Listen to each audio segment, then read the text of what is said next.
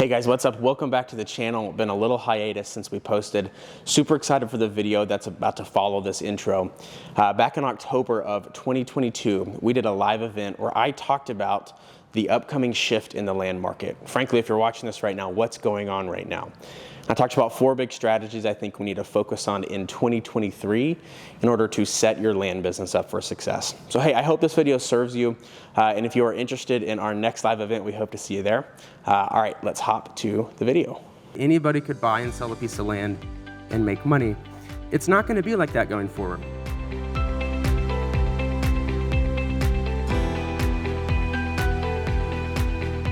So it came to my attention a few minutes ago. Not everybody in here knows me. So I want to just give a quick intro who I am. I graduated college in 2017. I went into technical sales. I realized within about 4 minutes that it wasn't going to be a long-term fit for me. And so I really just took off down my entrepreneurial journey. How I actually got into land is just a weird, unique story. I was in a car with one of my friends from my sales team, and he was making fun of Gary Vee for something in the car. I don't remember exactly what it was. But what he was saying, I was like, I kind of fuck with what that guy's saying. Like, that's actually kind of interesting. And I didn't know who Gary Vee was at the time. Looked him up, started putting a lot of well-known entrepreneurs' voices in my head. And just through, like a lot of us here, I think it was a random podcast I heard about land investing. And so I started in 2017, 2018. I did my first deal. I bought it for like $900. I sold it for about $1,500 down. And I do believe I still own that property and still collect payments on it 5 or 6 years later. And that was my first deal. That was my first serious entrepreneurial success, if you will. And I was also trying to flip houses. I was buying ATMs and putting them in gas stations. I was doing all sorts of different things at the time. But land was really where I got my first big win. And so I don't have any like super sexy story as to why I still do land. It's just because it's where I started making the most money. And then now, obviously, as we've grown, we've put a lot more pieces in place. So a little bit, that's me. I started in 2017, 2018, fast forward 2022. Our company will do about $8 million in gross sales this year of total land value. And we're looking at, I think we're operating at around a 40% margin on that. So going from selling $1,500 down parcels to where we are now doing large 6- and 7-figure deals, it's been a massive transition. And so the theme of what I really want this event to be, what I'm going to be talking about specifically over the next couple of days, is what did that look like? What did it look like going from doing, I think in our height, we did like 120-something deals in a year. We had a big team of 15 to 20, a bunch of VAs. And we've kind of reoriented what our team looks like and what we do now. And so if you're in our mastermind, obviously, you know we talk about this stuff a lot. But that's really going to be the theme of what we're doing here is what does it look like? How many people here came through a guru program? Majority, probably just about everybody. I don't really have anything against any of the main gurus out there. I think that most gurus teach one trick, right? They teach one tool in the tool belt. I started with Land Geek in 2018. We did a lot of notes, right? Land Academy is a little more of a mix. Casual Fridays with Justin Sleva, who will be here tomorrow. They're who actually introduced me to the bigger deal concept. And what I really think it takes to go from being kind of a one-trick pony, if you will, in the land space, to really doing some serious volume and making some serious impact is adding some zeros to the deal. I had Bill Tanner text me the other day. He said, "Thank you for reminding this OG to add a zero to the end of the deal." Because your business moves a lot faster when we're doing, obviously, deals that have more margin and more zeros on them. And so that's a little bit about me, where we're going in the future, what my business looks like now. We're really focused on subdivide projects. I think that everybody, show of hands if competition is increasing in your markets. Show of hands. Okay, everybody, yes. So land is becoming more well-known. Jeremy and I partially attended a house wholesaling event just to kind of see what these guys were doing as far as strategies and the depth of work and marketing they have to do to find a deal. We're spoiled. Like at the end of the day, we're very spoiled compared to them.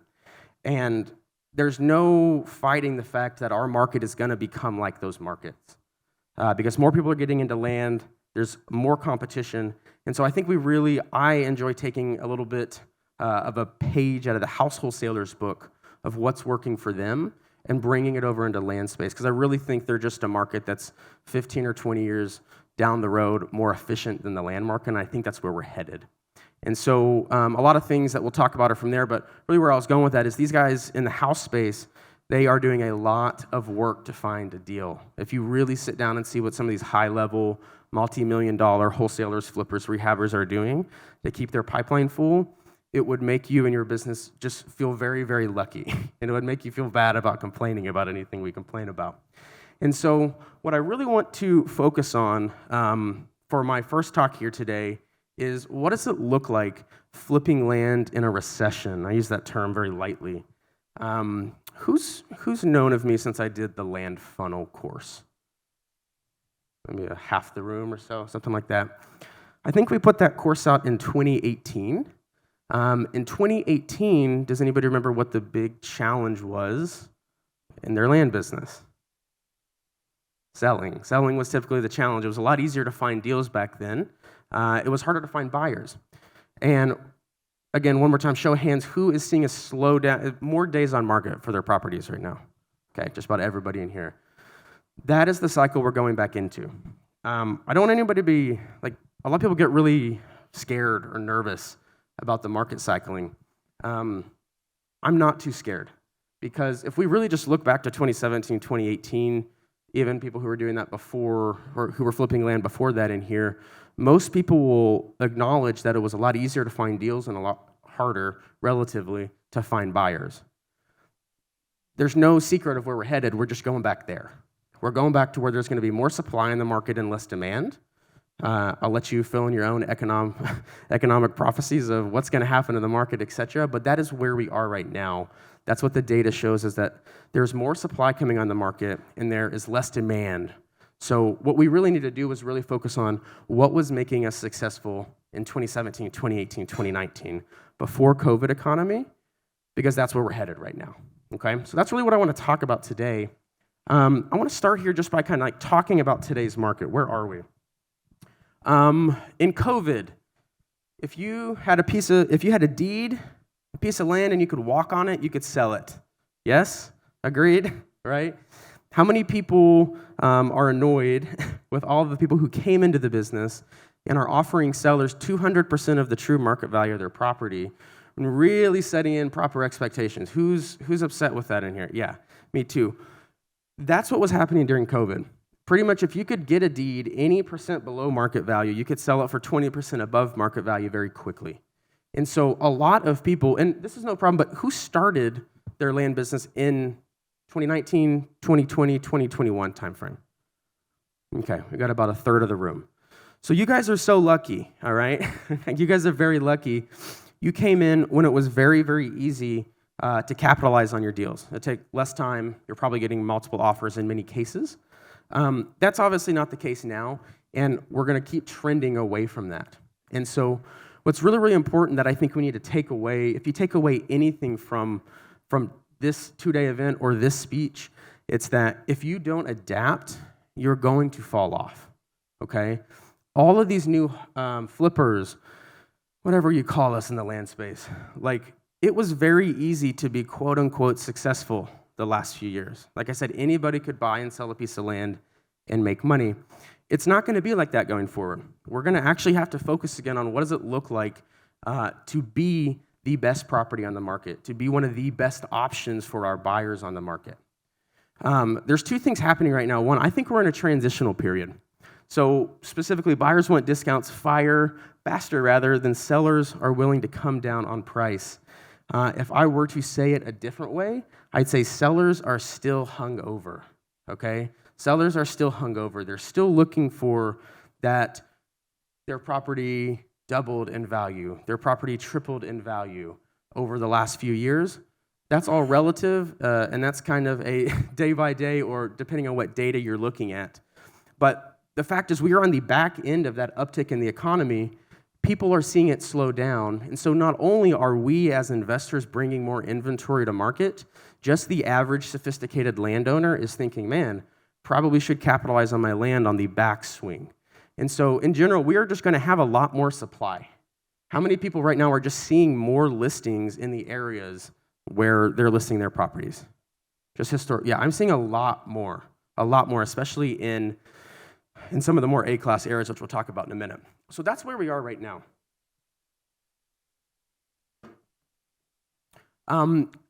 I don't have the answer on how to win in a transitional period, but the good thing is it's in the title, it's a transition. We're just in the middle of it. I think that we're going to really end up in this correcting market. Notice I don't say a recession or declining market. I think we're just going to end up in this correcting market here in the next 6 to 12 months, where things are really going to start to even out. We're going to see less competition. It's my thought and idea that everybody who over-leveraged themselves during the COVID economy is going to be stuck, all right? Everybody who really didn't know what they were doing, who weren't in the right rooms, who didn't have the right community and the right education around them, they have been paying way too much for land. They're listing it for way more than it's worth, and that's a recipe for a disaster, okay? And so I think we're going to see a lot less investors, a lot less people flooding the market. And so who's ready for that? Who's ready for that? Yeah, I am very, very ready to see less investors flooding the market with overvalued property. Important to note, there's still going to be less demand, I think. I mean, we had all this pent-up demand because of COVID, right? What was going on during COVID? I think they call the COVID migration or the Great Migration. People were saying, hey, I don't have to work in the office. I could live an hour outside of town on 10 acres for the same price or near the same price as my property, my house that I live on in the city of Dallas. So we saw a big migration, pent-up demand. I think a lot of that has happened. I think there's still that idea, but I think we're going to see less demand overall. One thing I'm very, very excited for is deeper discounts, though. Who's ready for deeper discounts on their deals? Yeah, right. We're starting to see it, honestly, right now, in the last 2 weeks. Where's Dylan? Dylan, hand up. That's Dylan right there. He runs my acquisitions team back there. Man, in the last 2 or 3 weeks, the amount of deals that we've been working on that were stale, that we couldn't get to the right price, that have come back to life and are even under contract at this point, is really starting, it's catching me off guard a little bit. So I really do think we're moving into this correcting market phase. I still think we're kind of in the middle here, but I think that's where we're headed. We're heading to a place where there's going to be less people with money who are confident to go out and buy deals. And so for us in this room who have the education, have the background, I think it's going to be a very lucrative market over the next 1 to 2 years. Who knows what happens after that, but that is my opinion of what is going to happen. Let's make sure I don't miss anything here. One quick thing, I heard this from the Bigger Pockets conference, which was 2 weeks ago. In Q3, residential development applications fell 25%. New multifamily build development applications fell even further. Most people are assuming that is due to high interest rates, or the change in interest rates, the uncertainty in the market. We are still about 4 million houses short in the US, and unless you know something I don't, you need land to build houses, all right? And so I'm going to talk a little bit about what kind of properties I think are going to do very well in the upcoming economy, but important to understand that just because we're seeing a decline in housing, new builds, multifamily, all that kind of stuff right now, again, I think it's just because we're in this transitionary market. We've had historically low interest rates. It has been very, very easy to find money, to get money over the last 2 to 3 years. I think that was done intentionally to keep the market moving during COVID. We're starting to see that tighten up significantly. And so we're going to have this transitionary period where the Fed figures their shit out, all of our investors kind of get out of the way or adapt to the market. And so what I really, really want to hit on for the rest of my time today and when I'm talking tomorrow, and the idea I want you to pull away from this conference is, how are we going to win in a correcting market? Okay? If you do not adapt in this market, you're going to lose. I'm just going to say it. If you're planning to go forward, continuing to do business in the same way you've been doing business for the last 2 years, 3 years, whatever that is for you, you are not going to see nearly the same level of success that you saw over the past few years. So I think it's really, really important. I don't want to be a fear-monger or make anybody nervous or scared. This is the market, right? Again, when I started, I put my first course out. It was the land funnel method, okay? The reason I put the land funnel method out is because, actually I think it was called the Land Marketing Masterclass first. I got a little bit better at branding over time, so now it's the land funnel method. But we put that course out because that was the issue in the market 2 or 3 years ago. Over the last 2 years, all we've been talking about is how do we find deals, right? Because nobody really needed to sell their land. There was a lot more competition in the market. So everything online, all the gurus, everything I've been talking about, and frankly, everything I've been doing in my business is how do we find deals at discounts in this up market, all right? Pretty common for markets to cycle, and I think that we're seeing all the writing on the wall right now, that we're going back to 2017, 2018, 2019 phase, where we really need to, again, start thinking about putting the buyers first. We've truly been putting sellers first for the last 3 years. We've been spending the majority of our budgets to find deals. We have been bending over backwards to make deals happen with sellers, doing anything to get the deal in the pipeline, because we know when we have it, we can liquidate it and we can make money. Going back into a normal market, we've got to win on the seller side. So that's a lot of what we're going to talk about today. Who's excited to adapt their business? Yeah? Come on, give me a little energy. Who's excited? Yes. Yeah. All right. Okay, just one more on the understanding the market, just so we're all on the same page here. In the past few years, selling been very easy. Money in general to access has been much easier. Harder has been buying, right? Where we're going, down correcting market, easier is going to be buying. We're going to see a lot of people drop off. Not as many people are going to have the stones, if you will, to be sending large amounts of marketing because they're going to be scared. They're going to be scared about the market, right? Who knows what's going to happen? We're already seeing harder is access to money, right? Access to money is very challenging, becoming more challenging. And this is actually where I think you have the most opportunity to give yourself a competitive advantage moving forward. I'm going to hit on that really hard at the end of our presentation. But does everybody agree with this slide? I'm just curious. Thumbs up in the room if you agree with this slide. Give me a thumbs down if you don't agree with this slide.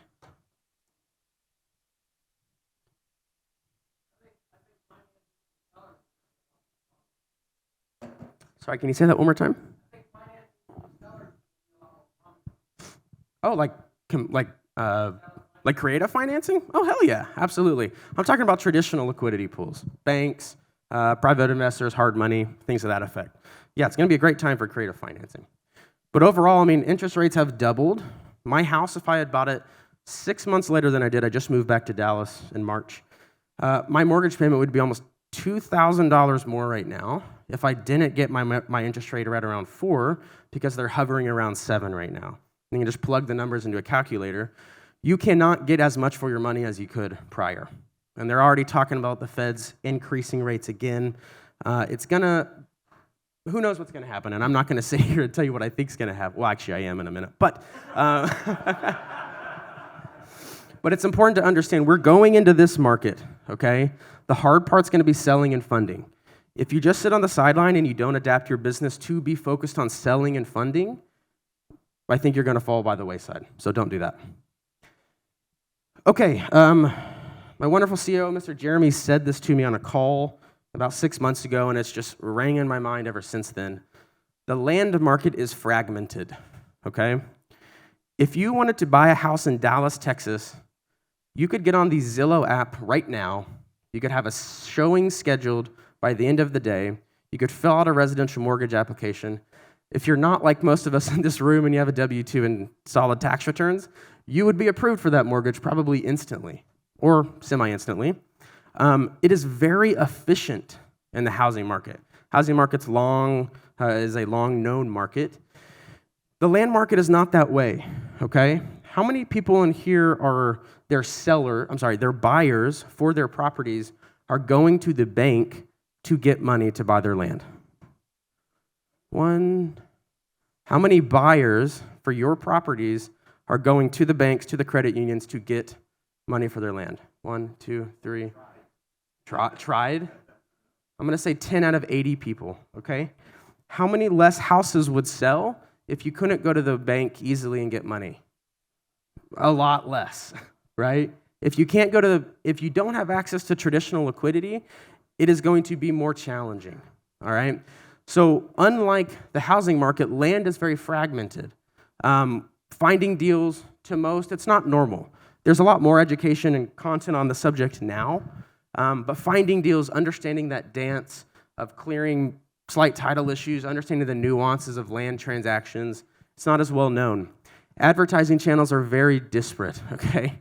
I read something that around 20% of parcels of land in the US transact without ever hitting any sort of listing service. Sells to their neighbor, sells to Bobby Farmer down the street. There is a lot, right? If you're selling a house, it would make absolutely no sense for you not to put it in front of every buyer in your market so you can get the highest price. Land is just not that way. I was talking with Weston and a few folks last night about this. If you look in like other asset classes, storage, industrial, commercial, multifamily, you still see the gurus out there telling you there's all these mom and pop operators and you can make millions of dollars buying these commercial assets. The truth is, if you want to see mom and pop operators, mom and pop owners, start looking at large acreage land, okay? I am almost scared to just say this up here because it is the last true market that I know of in the real estate space where, call it 80% of the current owners have owned the property for 10, 20, 30 years. They are the traditional true mom and pop owner. How many people buy most of their deals from mom and pop older owners? Like 75%, yeah, 100% of people in here. For us, around 75% of the deals we buy, 55 plus, okay? The age on the low end is 55 plus, have owned the property for more than 10 years. Those are two very key characteristics that we see in the people that we buy land from. I'm sure most of the people in this room would agree with that or understand. Or they just inherited it from somebody who passed, etc. I kind of lump that into the same bucket, all right?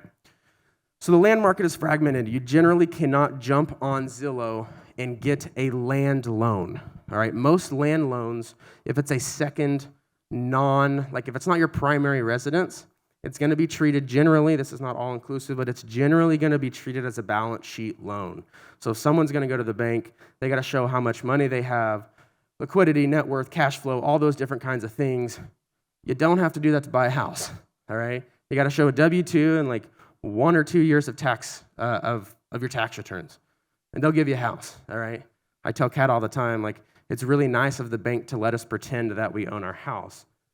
For the most part with land, we don't have that efficiency in the market. And so that is where we can win, right? If you think about it, where do you win in traditional cycles is where there's inefficiencies, right? Finding deals to most is a challenge. Advertising and selling going to be a big challenge. Financing, I'm going to talk about this a lot at the end. And then market cycles I generally see are more vicious. I just don't think we're going to see the housing market's seen a bit of a slowdown, but you'll see a slide I have in a minute that I don't think the housing market and the land market correlate very much. I think they do in some ways, but a lot of ways I think we need to take that with a grain of salt. I want to make sure I don't miss anything here. I think we're good. And I do apologize. My wife and I are getting over a flu we had last week, so if I sound like I have something in my throat, we're good. We don't have COVID. We tested 2 or 3 times.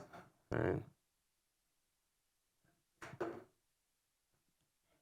Couldn't hear you, but I'm sure it was funny. Okay, next thing. Flipping is flipping is flipping. Just going to kind of hammer what I've said so far. Flipping never changes. Buying deals below market value, bringing them back to market at or just below market value for a competitive sale. That is always the thing. The how is always changing, okay? The how is always changing. Like I said earlier, these successful folks in this industry and hopefully in this room are going to be adapting more, again, towards the selling side of the business. Just for context, so everybody knows where we're coming from, I started to learn land, I think I paid taxes for the first time on it in 2019, but I don't know. They started a little before then. We've had over 3,000 customers that have bought unique individual customers that have bought an education material, whether it was group coaching, a course, something from us over that time frame. 600 of those have been in a one-on-one or a small group scenario. We currently have around 50 high-level investors in our mastermind that we meet with multiple times a month.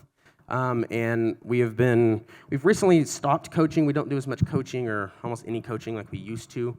But we're very focused on the mastermind because I have seen the writing on the walls, and everybody kind of knows it, that market that we were in wasn't going to last. But really, when you sit where I'm sitting, not to sound pompous, but I see a lot of things happening in the market. I see what's going on in Vic's business. I see what's going on in Jeff's business. I see what's going on in Jay and Daniel's business. And it allows me to understand what is challenging. Like, what is the hard thing? What's the bottleneck? That's why we asked you on the way in for most folks. We were clogging the lineup a little bit, but most of you, we asked you, what's the bottleneck in your business on the way in?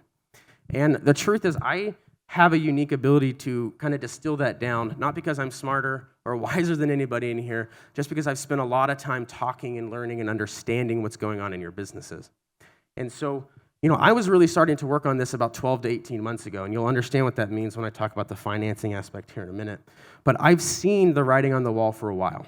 And again, I think the really important things that we need to focus on as we go forward is the buyers. Punchline, more supply, less demand, all right? It's going to make it more challenging in this coming market. Okay, so for the rest of this presentation here, I am just going to give a brief overview of what I think 4 competitive advantages or 4 keys to flipping in a declining market are. Again, let's not get too worried about the word declining. I really don't expect, I'm not an economist. Man, these corded headphones, or these corded microphones. I'm not an economist, but we are in a declining market. I don't think anybody can dispute. Thank you to my wonderful wife. Nobody can dispute that. 4 things we're going to talk about. Being an A player in your market, okay? I'm going to talk about the types of land we're focusing on, but at the end of the day, you've got to be the best choice in the market, all right? How do most buyers, look for land, okay? I wake up almost every single morning, and I'm either on Lands of America, Zillow, or LoopNet. That is like my 3 morning social medias. How do I look for land, or how do I look for any kind of properties? I generally open the map to an area I'm interested in, and I start clicking around. That's pretty much how we expect most people are looking for properties. If you're looking for a piece of land in Hillsboro, Texas, you might type in Hillsboro, Texas to Lands of Texas, and you're going to start looking at the different listings. You're going to see the pricing, the features, all that kind of stuff. Pretty common sense, if there are less buyers, we need to be more adjusted to that. Buy right, we're going to talk about adjusting retail. Have a tool belt, I think this is very important, and then focus on financing. Okay, what is going to do well, in my opinion, in this changing market? The highest quality properties, all right? Things with similar features, or, in the area you're in, rather, Arizona land versus Colorado land versus Texas land looks different, but relative to the other listings on the market, you've got to be competitive feature-wise, because if you're listing a property for even maybe a little bit less than a property that has the right trees, the right grass, the right undulation, the right water features that people want, those limited buyers probably aren't, they're not going to be trying to save money. They're going to be looking for the best property, right? This isn't to say you can go out and just, list your properties as high as you can because it's the best property in the area. But for the most part, people that are buying land have made a decision in their brain they want to buy land. Just like if you went to buy a new car, you're going to weigh your options. This one costs this much. This one has the heated seats. If you buy a BMW now, I think you have to pay $10 a month for your heated seats. We need to have the highest quality properties in our markets, okay? What I think this means, I think there's 2 things here. I think we need to have A-class properties. So for the last, like I said, I've been seeing this writing on the wall for 18 months. We have significantly switched our business model in that time frame to be looking at properties, pretty simply put, that are within 90 minutes of an international airport. I have 6 buyers that are worth about probably a cumulative $500 million, and they said if I can bring them any property that can be subdivided within 90 minutes of a major airport with no major issues like flood zone, they will buy it immediately. I don't need to market it, all right? I'll show you a deal we did like that in just a little bit. The highest quality properties are important. Why? Again, we are still 4 million houses short, and there is still a desire in most households to go out. We look at land all the time, my wife and I. We would love to buy a piece of land. A lot of people are even one step further than that. They want to get out of downtown Dallas. They want to get out of the suburbs, and they want their 2-acre plot most of them don't even care if it's a mobile home on the damn thing. They want to get out of the city if they have this mindset. And so we are really, really focusing on finding properties within 90 minutes of an international airport. So like the Dallases, Austins, Houstons, San Antonios. And that's why we have focused a lot on subdividing, which we will talk a lot about tomorrow. That's why we have focused a lot on that, because if I just say go find a property within 90 minutes of an airport, show of hands, is that going to be harder than buying a square in Costilla County? Yes, it is definitely going to be. There is a limited supply right now of those properties, and they're in high demand. Why I think subdividing and adding this to your tool belt is so important is because it gives you the opportunity, like my good friend John Jasniak says, to turn on the land ATM machine. You can kind of just print money with these things. I promise you right now, if you go and look at an area outside of Dallas, Houston, Phoenix, pretty much anywhere, and you search for properties between 150 and 300 acres, you divide the price by the acreage, and then you change that same search area, and you just look at 5 to 20 acre properties, you are generally going to see somewhere between a 40 to 80% jump in the price, okay? So we can almost come out with very little work, and we can create inventory that the market wants. And they are truly desirable properties near major metros, near major cities with amenities, but give you that benefit of being outside. It is hard to go out and find and buy those properties and flip them. To find a really solid property like that, we're looking at around $5,000, $7,000 in marketing spend right now, and it's inconsistent. I can spend $20,000 or $30,000 on marketing looking for that property and not get it, and then I spend $3,000 the next month and I do find it. But if you don't have a large marketing budget, Dylan might know, I think ours is around $180,000 this year. If you don't have a significant marketing budget set aside, it is challenging to go out and find these properties. So it's not for the faint of heart, per se. And I do say this with a caveat. There are folks that I know, there are folks in this room that made high 6 and 7 figures in their business with no CRM, okay? With no map rate. You know what they did? Bing, bing, they picked the phone up, okay? Mail, text messaging, all that stuff, these are high leverage opportunities to get in front of our target audience. But the truth is not everybody in here has a $15,000, $20,000 a month marketing budget. And so I think it's really, really important, I'll talk about this a little bit tomorrow, in building a marketing plan that suits your business's goals.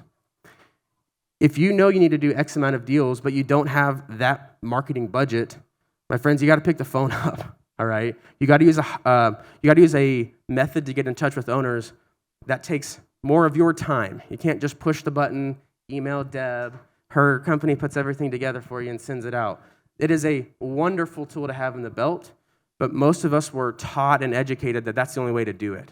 Okay, I know a guy in Florida that made $1.4 million last year with a yellow pad and his cell phone because he would text info lot owners, find buyers, and hand the lots off and make $10,000 or $20,000 in the process. You don't need the leverage marketing channels. I think you should have them if you can, because it allows you to focus on higher leverage activities in the business, but there is no higher leverage activity than actually trying to close a deal, be a deal maker. And so I think it's really important for us to understand that. Pricing, pretty self-explanatory. Less buyers are going to be more heavily scrutinizing your properties. You just got to be competitive on pricing. We do in my business, every 2 weeks, we pull every active listing we have. We look at the amount of leads we've gotten. We look at the amount of contacts. We look at the amount of meaningful conversations we've had. And we make a decision on what to do with the price. A lot of people in here, or just a little tip for you, a lot of people think that when you drop a price on your property, you're just giving up that price. For us, and let me make this a little more clear, in my business, oftentimes over a 4-week period, I'll discount a property 10, 20, 30, and 40%. And then if it doesn't sell, guess what I'll do? I'll put it right back up at the top. I may even raise the price a little bit, all right? How many people do you think are like looking at Jay Thomason's land every single day to see when he like changes the price on it? And they're like calling Jay, you raised the price. No, nobody's doing that. Nobody cares. The majority of our buyers, they come in and they make a decision within a short period of time. And so what we do in our business to really ensure that we have the best pricing, it's 2 things. It's one, we're always looking on the market. What has come on the market in the last 2 weeks since we have evaluated our property? Are we still competitive? I like to be assuming I don't have like the primo property in the area, just your standard property, we want to be around 90% of what if you look at the listing page, Lands of America, whatever, I want to be around 10% lower than what everybody else says. You know why? Because they click. They click on your listing, okay? And then if you have something in your listing that's catchy and gets them to call your team, now you've got a lead, okay? How many people advertise on land.com in here? Okay. Majority of the room. How many people are paying at least $500 a month for land.com? Okay. How many people in this room think that they are utilizing the leads that come through those pipelines to the best of their ability? Oh, wow. Nobody. All right.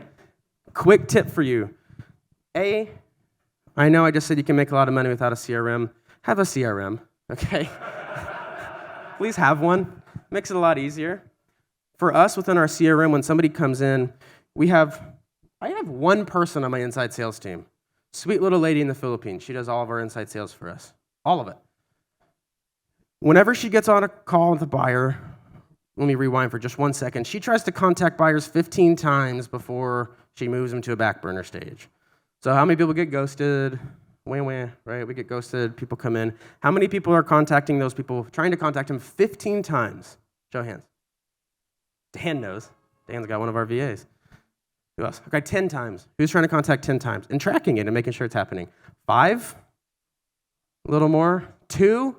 Can we get everyone's hand for 2? I really, really hope. Okay. I did see a lot of hands there. That's nervous. You will utilize, if you just think about how much you spend, I spend $1,800 a month on land.com, okay? Because I think it is very important to have, where are people looking for properties for the most part? On the internet. Crazy, right? I want to be the top of the internet when people are looking for their properties. But what a lot of people are missing is they're not converting that ad spend. Guys, spending $1,800, $500, $1,000, whatever you're spending with land.com is the same damn thing as if you're running $1,000 of Facebook ads. You are just putting marketing materials out there, and you're looking for a conversion rate. How much do leads cost me? How much do deals cost me? By moving from doing 2 touch attempts to 5, 10, 15, like we train our VAs to do, you will increase your conversation rate by about 300%, okay? Going to talk to those people. Does that mean you're going to close more deals? Probably eventually, maybe not right out the gate. But here's where I'm going with this. In our CRM, very, very simple process, we tag people on what state they're looking for land in. Even if they say, well, I only want it in Hillsborough, we don't put that on there. But we do put there in the state of Texas. We ask what acreage range that they want, and we ask what their price range is. And so with just an average CRM, with those tags, I can go back and see anybody who wants land at that size, at this price point in my area, and I can also go back in and pull anyone who's contacted my team for a property in the last 1, 2, 3, 4 weeks. Remember how I said we drop prices? After 2 weeks, we generally are dropping them every week, and then we raise them back up. Whenever we drop a price, we create a text group for those folks, and we do a little text blast to them.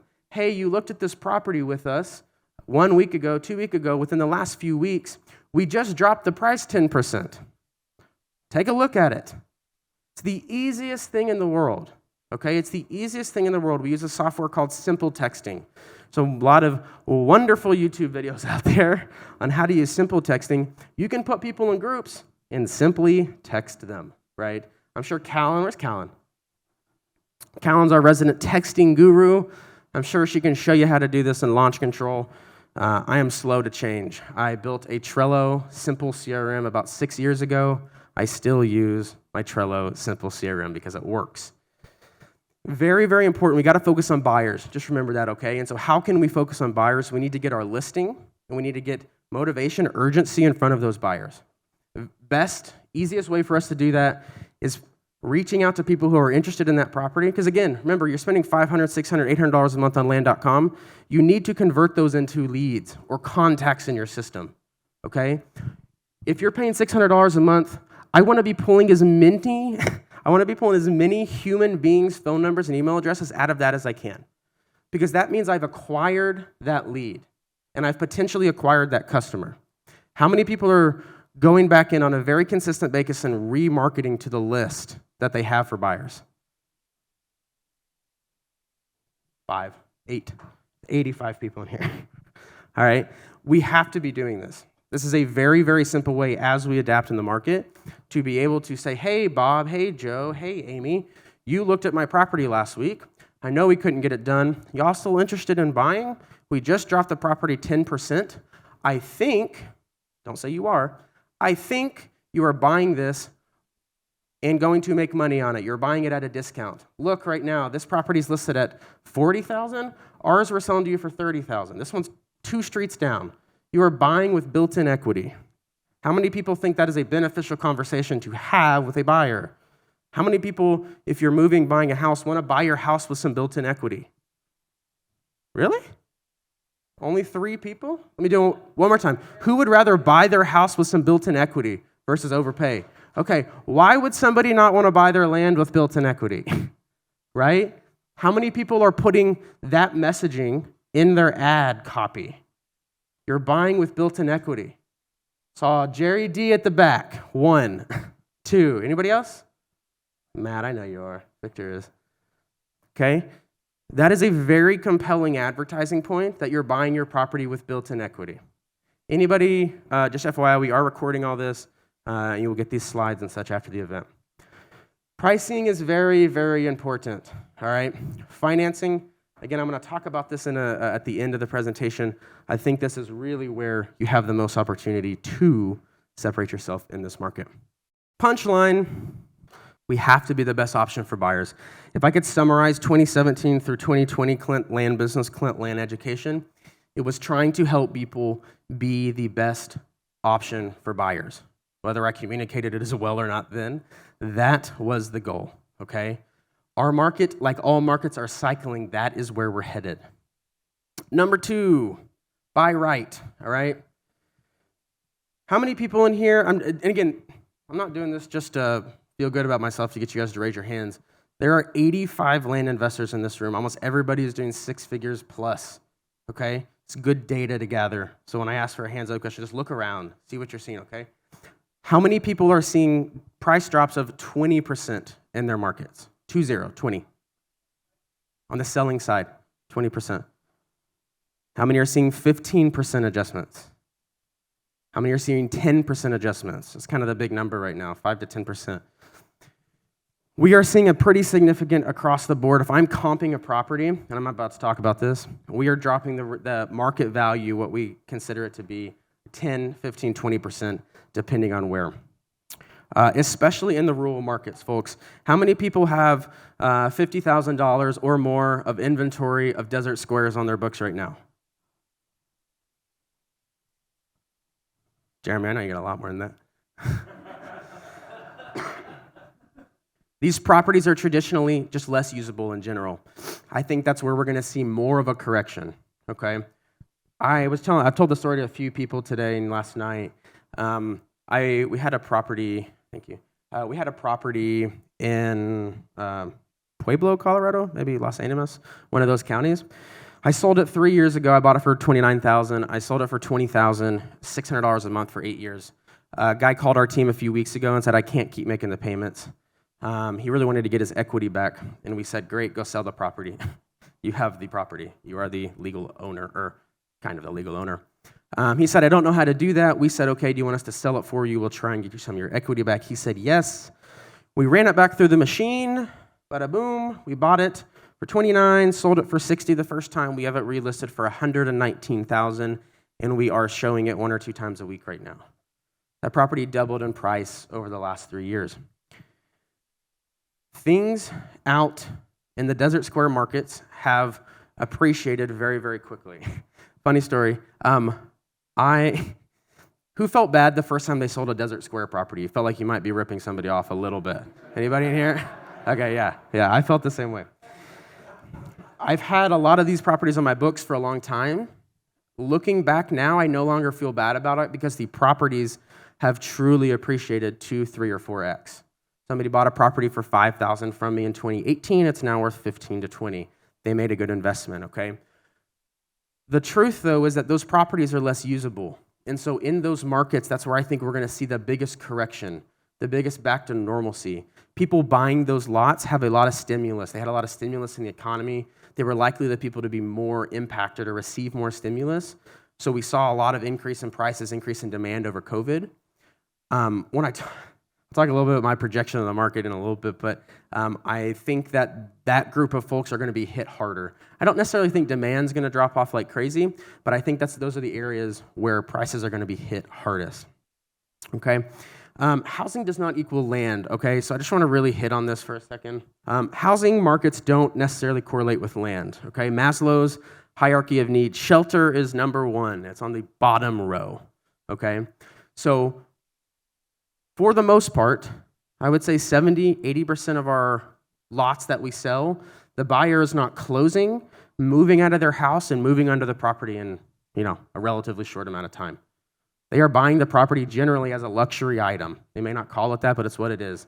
It is an extra thing they have, right? I think we're going to continue. I think we're actually going to see another, not necessarily housing boom, but a very consistent housing market again. But the truth is we may see a decline in the overall market. I don't know. I just keep track of random little things. This is from whitehouse.gov. This was published 6 weeks ago. Word for word, the Fed says unemployment will rise dramatically by the end of the year and into 2023. Here's who economists say will lose their jobs first. Young workers, less educated workers, over-leveraged tech companies. Okay, for the most part, that affects a lot of our lower-end buyer pool, all right?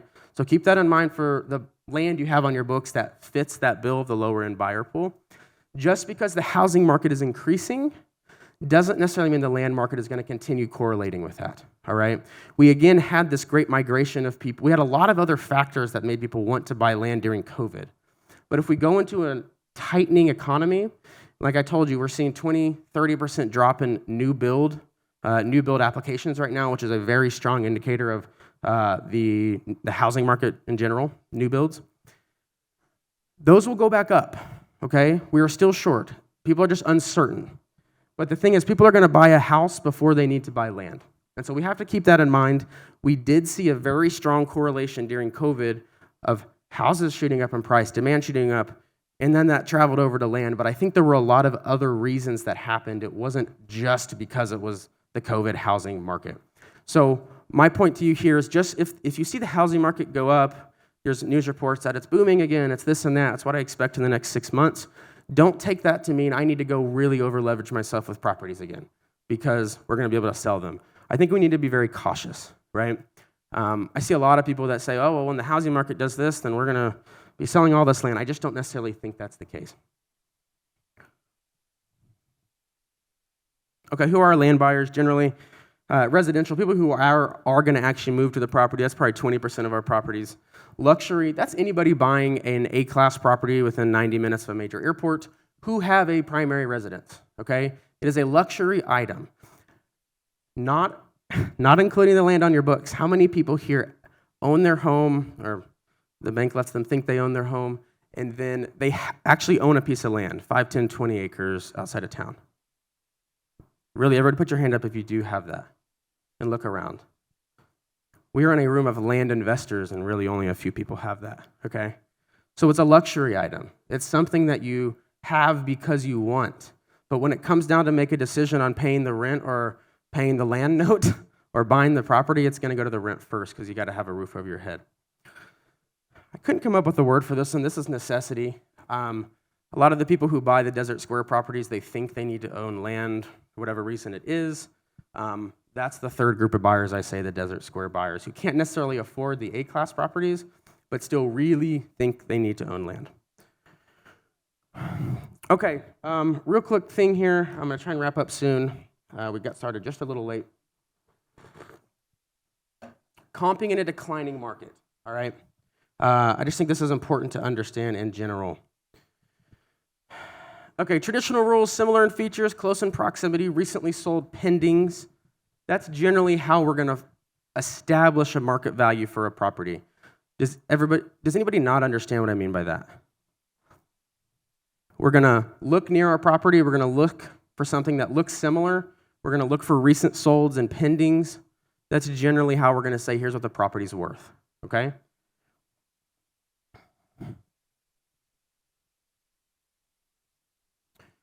Comping in a declining market. This is where I don't want people to get caught. Okay, I don't think historical data over the last 2 years is a extremely accurate indicator of future prices.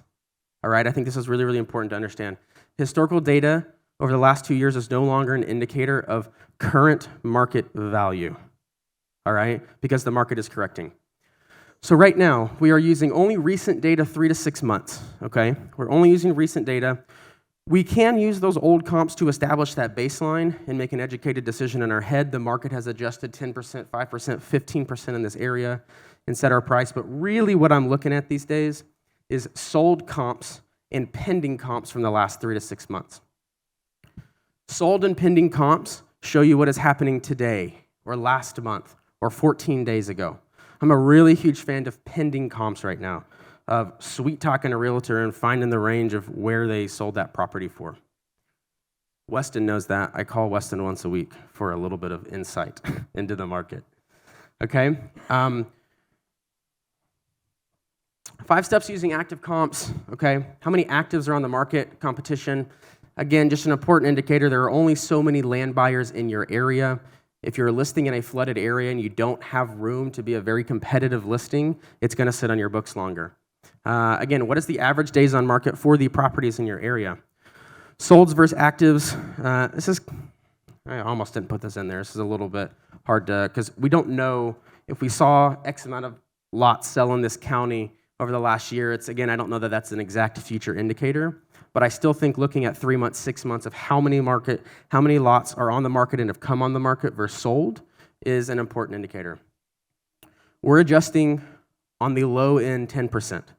I didn't even see everybody's hands go up when I said 10, and then I went to 5. A lot of people's hands went up. Across the board, we're doing our traditional market value analysis, looking at pending and sold comps in the last 3 to 6 months, and then we're adjusting 10% lower because I don't think the market's completely transitioned. And remember, what's going to happen after the transition? It's going to be a real correction, right? And so we're being very, very cautious in making sure we're buying right. Filter for pendings. You can filter for pendings on a lot of websites, and you can see what the property is under contract for. Agents, they aren't really allowed to disclose. You can't just say, hey, what are you under contract on that property for? They have non-disclosures. They can't necessarily do that. But if you do have access to the MLS, you can generally see, or if you have an agent, you can typically see what properties are pending for. And you can also get in touch and just sweet talk an agent, right? Say, hey, I saw you're selling a property in this area. We have one coming on the market soon. I know you can't disclose the price to me, but I just want to understand, am I in the ballpark? We're buying it for this, and we're going to list it for this.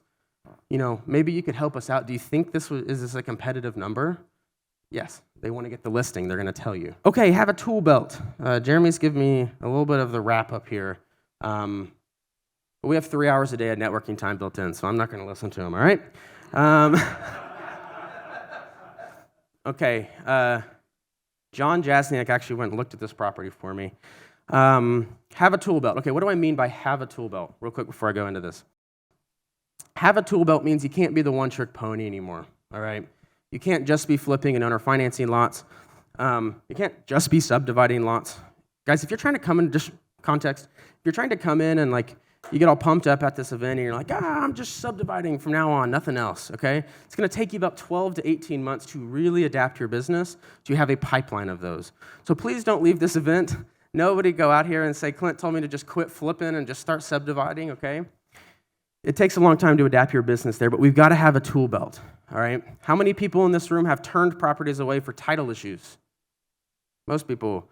For how many people see an undivided interest on a basic title search and just look the other way? Just don't even go after the property, okay? There is a lot of areas, pretty much everybody is probably raising their hand there, even if they're not participating, which is okay. You've got to have the tool belt, okay? This property I'm just about to show here, this is in the wonderful town of Big Spring, Texas, okay? We bought this property for like $24,000. It says $20,000 here. There were 3 undivided interests on this property. You can see on the closing statement, it says we bought a 2/3 undivided interest in this 27 acres. And then there was another 1/3 interest, and that had 2 actually interested parties in there. We bought this property. That's a hospital, if you're curious. So that's a hospital right there. This is 25 acres across the street from the hospital. We bought this property for about $25,000. We listed it for $175 because we were really hoping it would sell for there. It sold for about $120,000. We made $100,000 by doing one thing: finding the other undivided interest. It's not always this simple. We have turned deals away for this as well. Dylan, how long did it take you to find the other undivided interest? An hour? Maybe an hour? Okay. It took him an hour to find the other undivided interest, get in touch with the trust, find the trustee, work through the specifics. They're like, Jesus, we got all these letters, but we've never been able to sell this thing. Cool, we'll buy it. We'll buy your interest for $5,000. Really? You will? You can do that? Yes, we can. This is a very common thing. We sold, again, this property for $120,000. We made about $100,000 on that. This is another interesting one we're looking at right now. It's just went under contract. This is right outside of Texarkana, Texas, in Kilgore. That's the high school there. This is an industrial district here. You can see these are all subdivisions, houses, etc. This property has 8 undivided interests. 3 of them are dead and have heirs, okay? Where's Carl at? Yeah, this is Carl's jam right here. Carl does this stuff all the time. We're talking to the lady that was one of the representatives for this property. And again, she told us a lot of people tried to buy it. I don't think you will be able to buy it. And I said, please, give me a second. Within, Dylan, 2 hours maybe, we had every name. You know how we did it? We called the tax assessor. We got into somebody who actually knew what the hell they were doing in the county.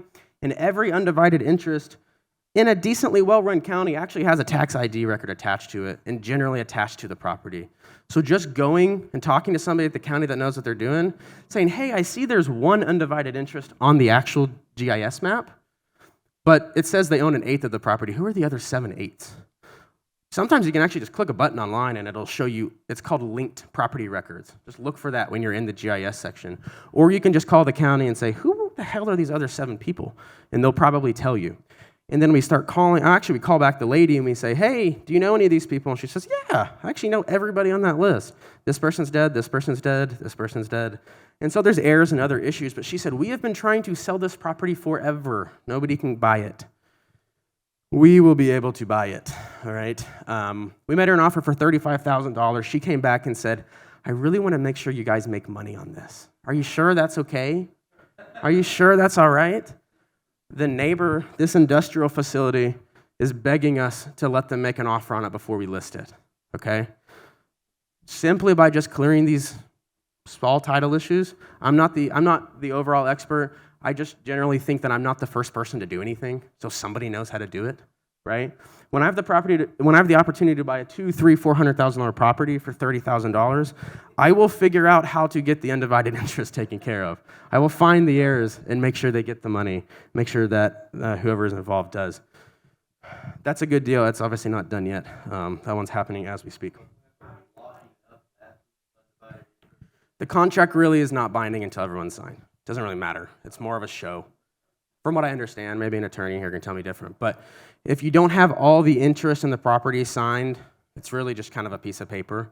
But on the other end, when somebody signs a piece of paper, it generally means something in this world, so we still go down the route of getting those signed as quick as we can. Sir? Yeah, I'll do a Q&A at the end. Okay, one more deal. This is the biggest deal we've done to date. This is in Bastrop, Texas, about 50 minutes east of Austin. We bought this square here.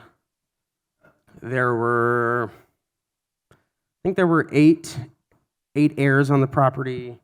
A few of them were dead, ended up with 19 people involved in the transaction by the end of it.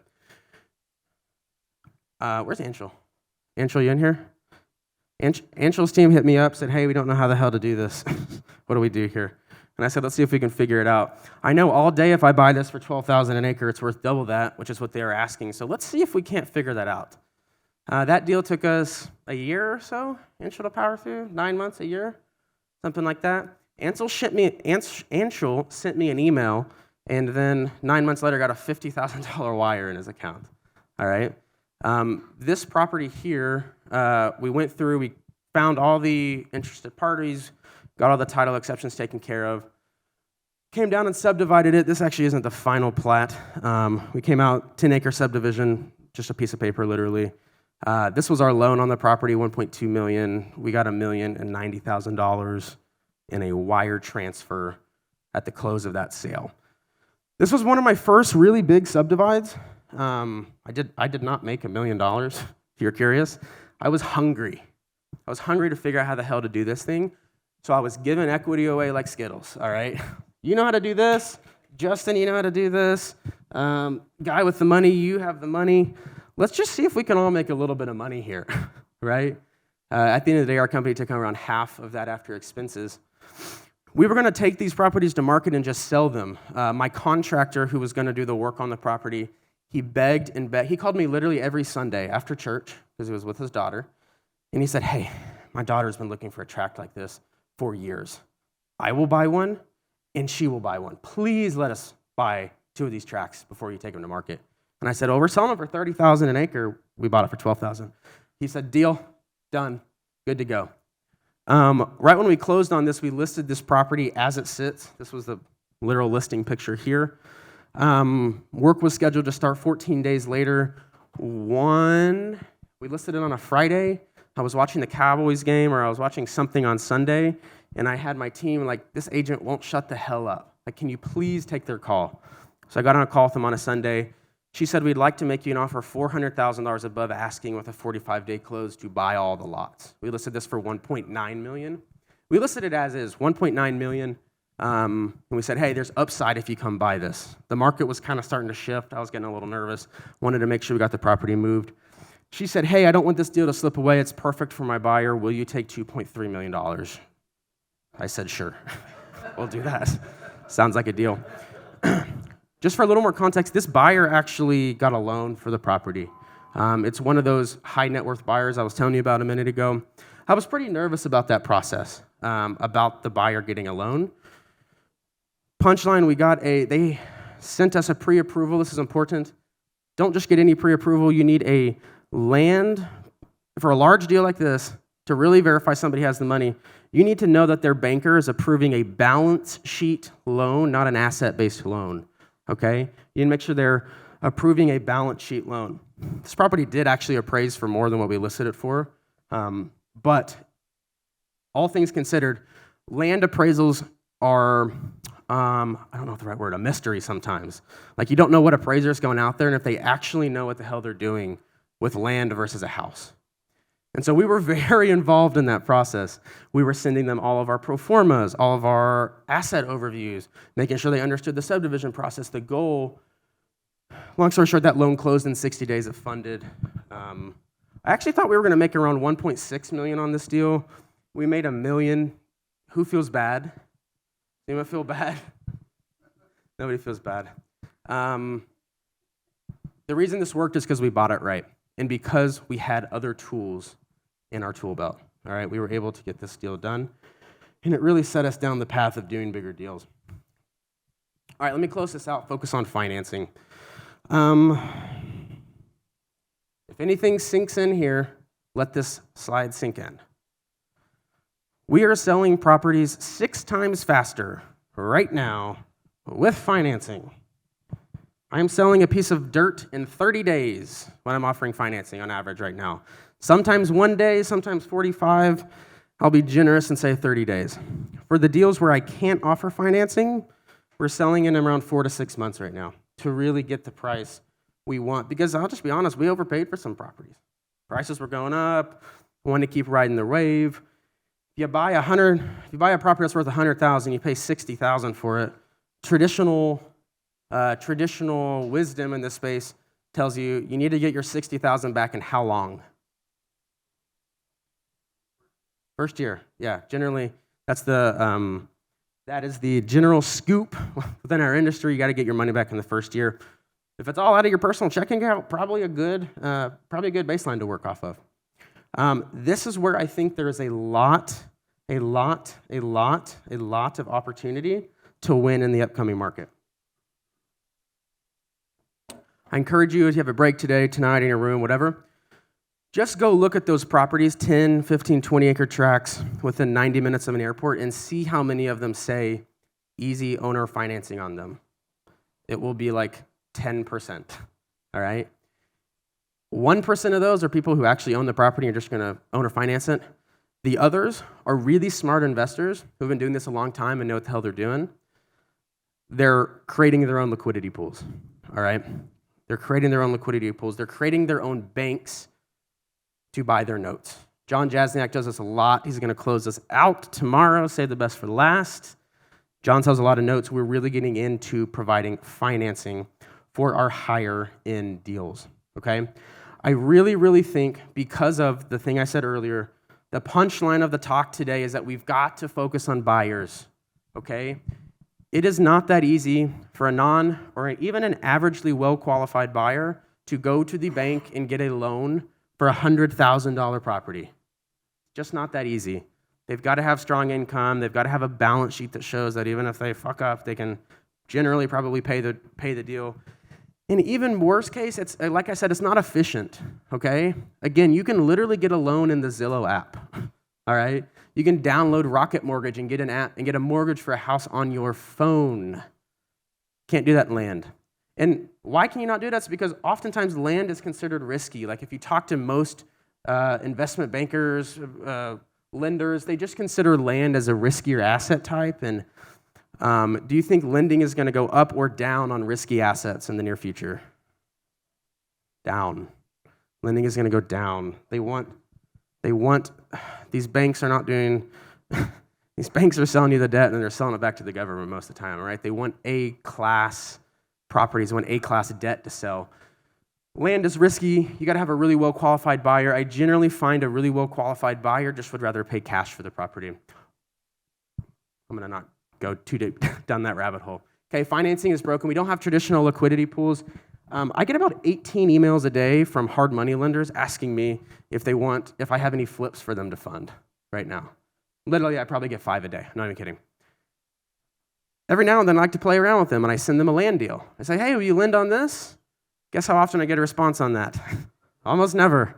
And the ones that do say, no, sorry, we don't understand that asset. For this reason, because it's a non-traditional asset, okay? Who in here that has been doing land for 2, 3, 4, 5 years, who thinks land is risky? Yeah, nobody. Who's made money on land in the last 4 or 5 years? Yeah, okay. Land is risky because most people don't get it. Banks are too busy writing loans and other things. They don't really want to mess with land that often. This isn't an all-encompassing statement, and I'm really focused here on buyers getting your property, okay? You going to the bank with the right balance sheet, getting a loan for your project, that's pretty easy right now. Banks love people who come in with $5 million on their balance sheet asking for $1 million. It's like a home run for them, right? They're going to make a point or two on the origination fee. They're going to have the debt out at 5, 6, 7, 8% for however long. And worst case, they've verified you're worth way more than the land, so they'll just come take your shit if you don't pay, right? They love those kind of loans. And, Justin Sleva tomorrow is talking all about that, about securing debt from a bank to do a land deal. I'm really focusing here on buyers, okay? It is not as easy for a buyer to go to the credit union and get a loan for the deal.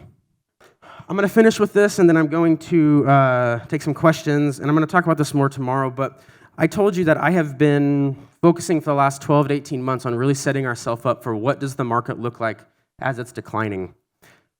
Like I said, we sell properties 6 times faster with financing, so I'm like, hey, probably a good idea if we could offer financing on a lot of these properties.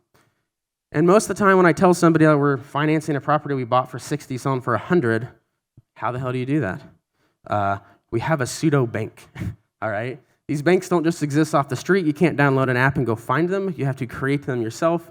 This is a liquidity pool that you need to train, and you need to educate, and you need to teach. Once they get a taste of the land life, where's Sumner?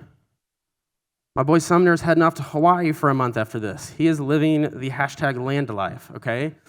When your investors see the consistency and really, truly, there's the safety of doing a land deal at the right numbers, having a first lien position if somebody defaults, you get it back and start over and probably make more money. They love it, all right? I had somebody the other day that was like, dude, I think I have somebody that would give you $10 million for this.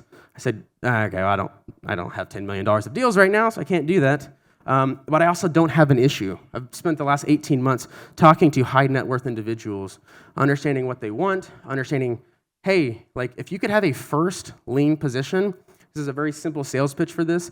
If you can go say to an investor, hey, like, would you like to make 10% off an asset that's pretty much the same as the first position mortgage on your house? You're gonna be like, yeah, but it's not possible. Possible, okay? It's very, very possible. Who in here thinks that they could give an investor a 10% return for working with them? How many people in here are creating funds or creating groups of people to buy their notes? Just a couple. It's the same thing, guys. It's the same thing. Somebody who wants to invest in your deal versus maybe a little older, a little investor that doesn't want to be exposed to as much risk. You go and do the deal. You do all the work to just create the property, sell the note to a qualified buyer. Somebody loves getting 10% a year on their money, knowing they own that property if somebody doesn't pay. Okay? And with traditional financing, I bitch about this once a day, maybe to my wife. I'm paying, like we just bought our house a few months ago. Mortgage, just call it like $3,000. We're paying like $2,200 in interest a month right now, right? Interest is stacked on the top of the loans. And so when you do this right and you create these really high quality pieces of debt for investors to buy for a truly, truly, truly, truly passive return, they literally get a check every quarter, have to do nothing. If the property defaults, your team handles it, resells it, and says, hey, we're off to the races again. We actually just doubled our money because we took the lot back. This is one of the truly passive ways to give high net worth individuals return on their money. That's truly passive. Who thinks land investing is a passive income source?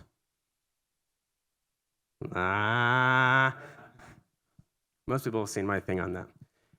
I don't think it is because land notes end, all right? Land notes end, so at some point, you've got to replenish that. That's active. Managing the loan is active.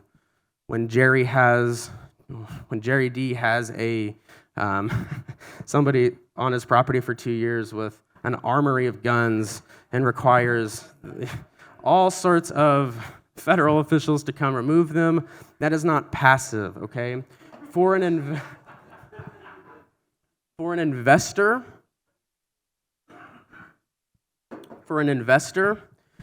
it is very easy to sell debt because we're generally creating our properties. General rule of thumb, we want to double our money on a deal. Yeah, everybody gets that, right? We're generally doubling our money on a deal.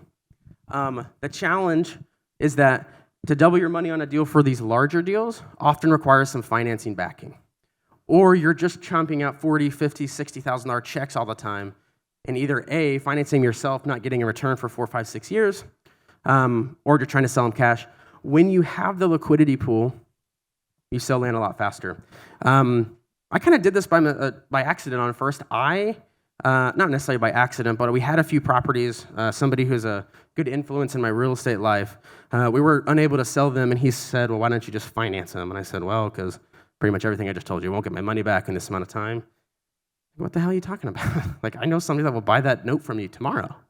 So we went back, relisted some properties with terms, sold them on terms. I was pretty nervous too, because I was like $40,000, $50,000, $60,000 into these deals, and we took $15,000 down. I'm like, I really hope that this works out.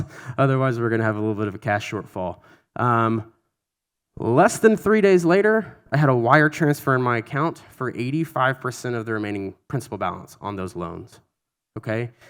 If you had a deal right now, you bought it for 100, you plan to sell it for 200, but you could sell it before you leave this room for 160, who would do it? Okay, when you create your own liquidity pools, you generally have that option because you're going to sell your land a lot faster. You have hungry, happy investors. We've gone from doing those few notes we sold. We're raising about $4.5 million right now for our next round. And again, I'll talk about that a little more tomorrow. I know you want to know the details. I'll tell you the details. But Jeremy's really wagging me along over. No, I'm just kidding. Okay. These are the 4 areas I really think we can win. Okay, let's just recap one more time, and then I'm going to close this out. Flipping A-class properties. I really, really like properties within 90 minutes of a major metro. A major international airport is an easy way to think about that. 90 minutes that have true usability. I want to make sure I said this. So your true usability, not landlocked can't get a well, gonna cost $20,000 to run power, and another $50 to put sewer or a septic on it. I'm talking about truly usable properties. Tomorrow, I don't have a PowerPoint. I'm gonna stand up here and underwrite a deal, okay? Who wants to just see me underwrite a deal tomorrow? Is that good? Would that be valuable?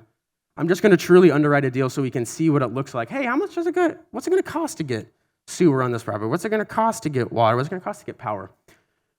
Quick caveat here, okay? How many people in here, and again, very good time to look around for this question. How many people in here have $100,000 or more just in cash they want to invest over the next 6 to 12 months? Okay, keep your hands up, keep your hands up. It's a good room to do it in, okay? All those people have that. A, these are good folks to know to do business with, but B, where I do think there's a caveat in this, only flipping properties within 90 minutes of a major, is that I do think we're gonna sell more COVID properties. Just because, and I call them COVID properties now, I don't know if that's the right term, desert squares, whatever. I think we are gonna see an uptick in those sales again. I just think we gotta be really careful on making sure we're priced competitively on them. But if you do have $100,000, $200,000 in your account, I think a very solid way, if you want to 3x that money in the next 2 years, is to buy distressed portfolios of desert square properties, okay? They are still selling, and in fact, we have seen a strong uptick in sales on these. A, because we can finance them pretty simply, and B, maybe, I don't know, less money in the economy these days. But I do think if you have that cash where you're not like, I've got to cycle this in 6 months to keep my business moving. No. That's not the cash I'm talking about, okay? You have cash you're sitting here on, and you're like, how can I make some money on this in the next 1, 2, 3 years?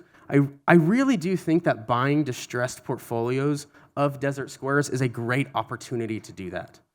Because I think we're gonna, just like I said earlier, we're gonna have the opportunity where a lot of these wannabe investors that have really kind of lucked through the last couple years are gonna be way overinflated. They're gonna be way overinflated on their inventory. I'm hungry right now to buy a big portfolio of 50 desert squares, 80% off, okay?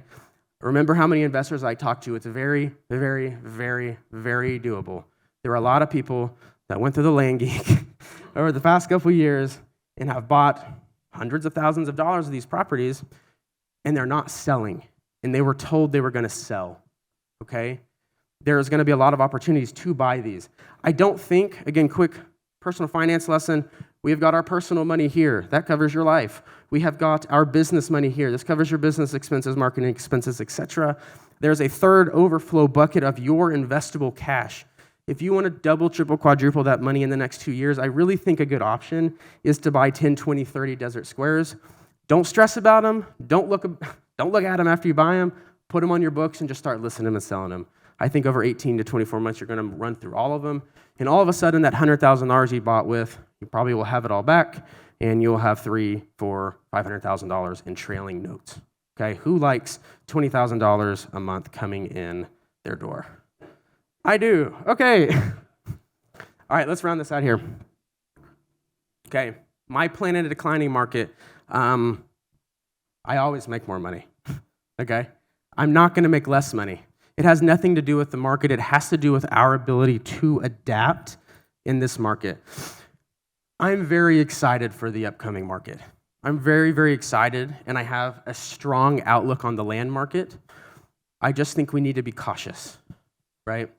I know in my heart of hearts, I will make more money than I ever have in the next 2 to 3 years because I'm going to be quick to adapt to the changes, okay? I'm going to be quick to adapt. To finalize this, again, I think the most important thing here, how do I identify in real estate or as a land investor? I am not a wholesaler. I am not a flipper. I'm not a developer or a subdivider, whatever the hell you want to call it. I am not a builder. I'm not an agent. I am a deal maker, okay? That's what we do in this business. It's the only thing you can't pay somebody to do for you, is be a deal maker. Be intelligent with decisions you're making. Be creative in how you can approach deals. I will do every one of these over the next two years, every one of them. Working on a 54-acre mobile home park build right now. I just got my father to get his real estate license, and so some of these deals I can't buy and take down myself. I'm going to have him sell. I'm obviously going to keep subdividing. Got about $6 million of projects in the pipeline right now. I am going to obviously keep flipping. And when the time is right, I will be a wholesaler as well. Okay, we've got to have the tools in our tool belt. We've got to know how to tackle deals. When opportunity comes up, we've got to be able to capitalize on it. So, guys, you got to be deal makers, all right? That's the reason this room is so important, is because if you don't know how to do the undivided interest, multiple heirs, hey, I really want to own or finance this property, 95% of people, they sit on their hands and they cry and they hope for the best, okay? You've got to be a deal maker. You've got to understand we have a shit ton of tools at our disposal, and if we really are self-reflective, most people are not using the majority of those tools. Thank you, everybody, for being in the room. We're so excited you're here, and that is all I have for you this morning.